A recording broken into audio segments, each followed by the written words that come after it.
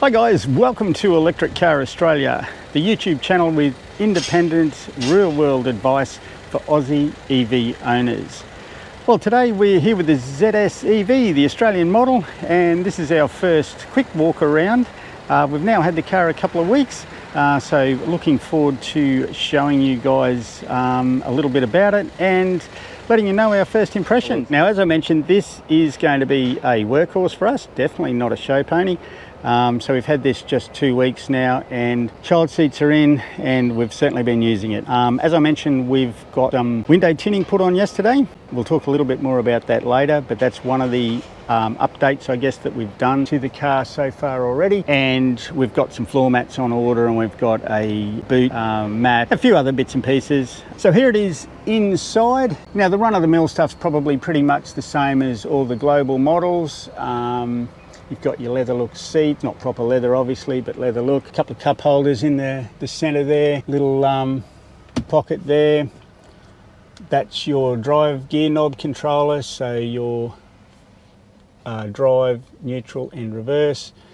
Climate controls, which they're not automatic, so it's basically turn it on, set your temperature, and turn the fan speed up and down. So it's not climatic control, I think is what you call it. But look, at the end of the day, that's okay for us. You've got manual park brake and hill climb assist, and there's your normal park brake there. You press P and it locks it in park. Nice leather steering wheel. You've got all the controls that you'd normally expect on your steering wheel, and we'll have another video later on about how all that works. You've got your old analog dials. I quite like these. Yeah, digital will be okay, analog's fine. The digital screen in the center, you can set that through your menu to show various different things you might want to show. As you'd expect, simple things like electric mirror control, so they're your external mirrors, you can move them in and out electronically, and a headlight adjustment, so you can adjust your headlights up and down slightly. And for the kids, obviously, you can lock the doors once you're in the car, and there's your electric window controls, and again, we can turn the electric windows off for the kids in the back. Now, these little guys, again, personal opinion whether you like the style of those, but an issue we've found with this is the reflection in the window. Now, don't know whether you can see it. You can just see it there. I'll pop in a picture that clearly shows it. Again, not a showstopper, but a little bit annoying when you're driving along and you look in your mirror and you see that reflection. Not sure what they could have done there. Maybe just had it not as close. So quickly going around the car, the band at the top of the windscreen, that's not standard. We got that put in yesterday with the tinting, and I would highly recommend that. Visors, got a mirror there, no light, and a little strap for cards, etc. That's got a nice feel to it. Again, better than I thought it would. Sunglasses holder there, dual lights in the front, control left, right. This one here is the sunroof control, so press the button there. Oh, sorry, car's turned off because we're charging, but basically press the button forward or back and that'll open this screen. So that's a mesh screen. Twist the knob forward or back and that opens the actual sunroof. So you can probably just see it there. The sunroof is full length of the car, however only opens to that center little cross member piece there. But believe me, here in Queensland, even though that sunroof is tinted in summer, which we're coming into now, we will not be having that open too often. Wintertime, it'll be great. Again, nice big dash, got your airbags hidden in there somewhere. Glove box, not huge, but okay. Put some stuff in there. A nice rubber foot spot here to put your mobile phone. It doesn't have wireless charging, however, you can purchase that as an aftermarket accessory and pop that in there. But it is a good spot, and that charges directly, or plugs in, sorry, directly under here. So you've got 2 USBs there, and you've got your cigarette lighter over the side. So that's a good little spot in there. Now while we're down here under the dash, this is one of the points where you can see MG saved some money. So we're in the footwell here under the driver's dash. There's your brake pedal and accelerator panel, and you'll notice some of this exposed wiring and mechanicals. So that's your steering column rod, whatever you'd want to call it. Quite often that would be covered up, so there'd be some cowling or something around it. Now look, it's only cosmetic, but it does look neater if it's there.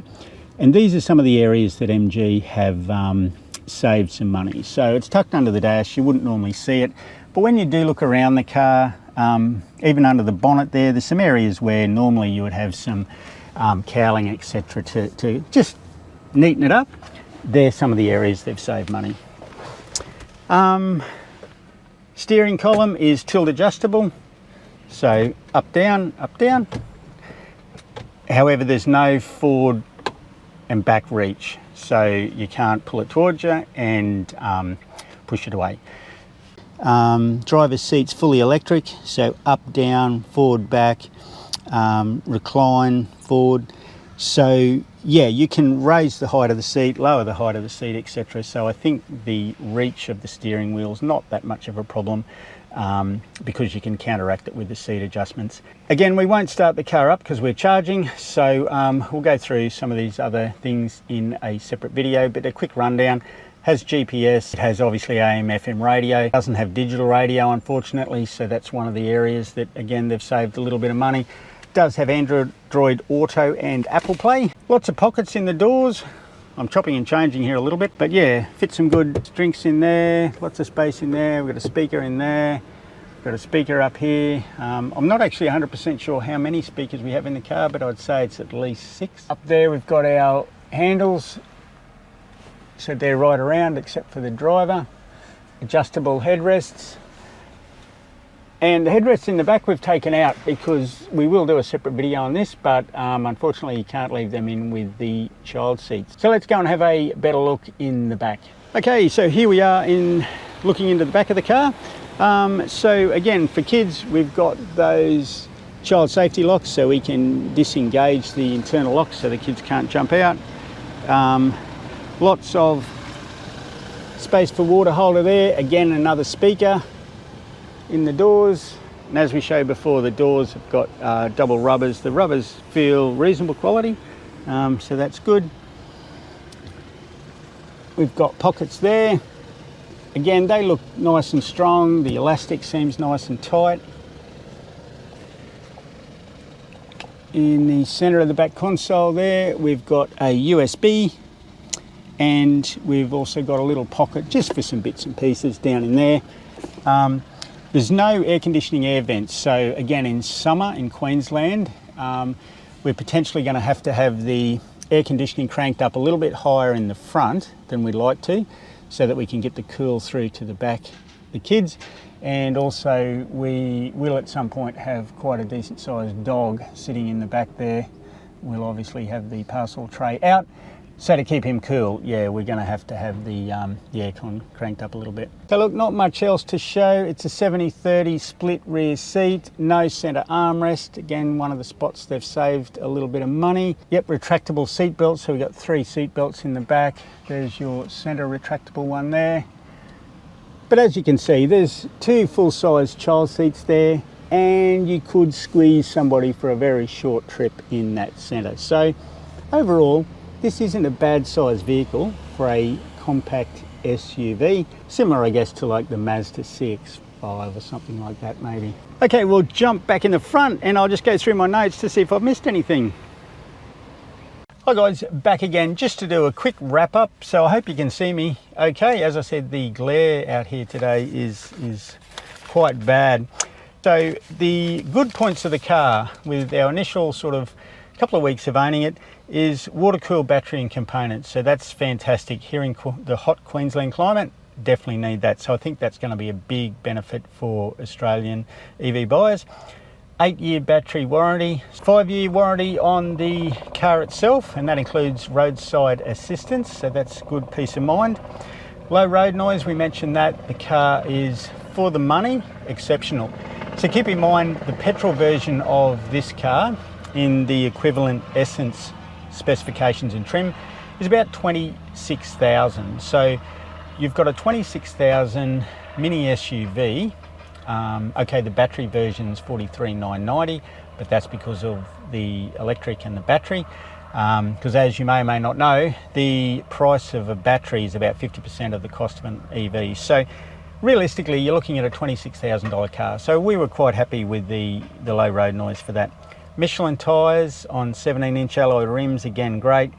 It's got an 80 kilowatt hour rapid charger capability. So if you're traveling along our key motorways and you stop in at a rapid charger, again, we'll do a separate video on this, but they're the big chargers. You hook them in, you can charge at 80 kilowatts an hour, which is, again, quite good for a car in this price range. And that'll get you back on the road from dead flat to full in about 40 minutes. Fit and finish, it's okay. Actually, probably slightly better than I was expecting. The features, it's got MG Pilot, which is your lane assist. It starts to pull you back into the lane if you start to fall asleep and merge out of your lane, etc. Panoramic sunroof, electric driver's seat.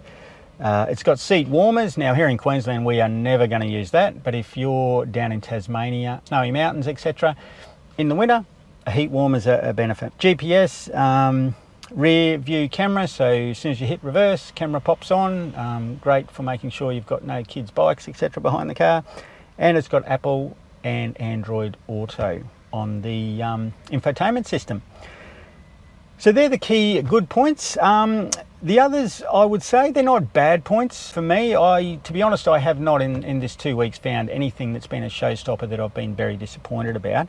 However, these are things where you can tell MG saved a little bit of money. So the windows, as soon as I got in the car, that was one of the first things I noticed was the heat inside the car and the burning sensation on your arms. MG have definitely saved money on the glass. I'd say there's none or very limited UV treatment or protection. So I would say you're going to need to budget for tinting pretty much as soon as you buy the car.